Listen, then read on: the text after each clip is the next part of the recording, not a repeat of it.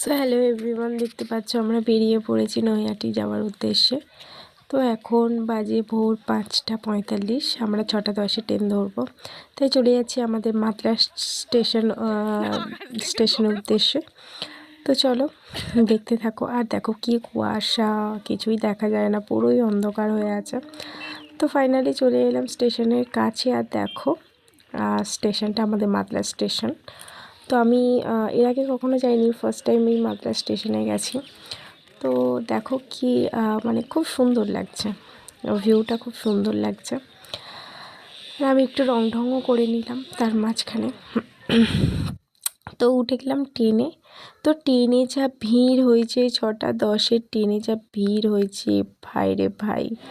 তো ফাইনালি আমরা ট্রেন থেকে নেমে পড়েছি, নেমে পড়ে শিয়ালদা চলে এসেছি, শিয়ালদা স্টেশনে চলে এসেছি।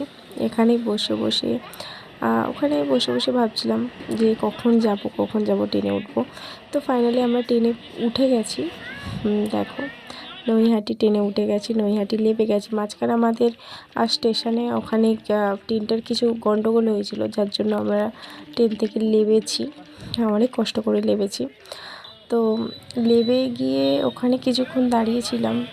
দাঁড়িয়ে থাকার পর আবার ওই ট্রেনটাই সারাই হয়ে আবার ফিরে এসছে। তো যাই হোক, আমরা নৈহাটি এতে চলে এসেছি। তো দেখো বড়মার মন্দিরে ঢুকবো এবার। তো দেখো ভিতরে ঢুকে গেছি, বড়মাকে দর্শন করব। দেখেও না মনটা খুব শান্তি হয়ে যাচ্ছে। আর বড়মাকে দেখে তো আর ভাষা নেই, আমি তো রীতিমতো কেঁদেই ফেলেছি। দেখো এটা বড়মা। ফাইনালি অনেক দিন পর বড়মার মন্দিরে আসলাম, বড়মার কাছে আসলাম। তো জয় বড়মা।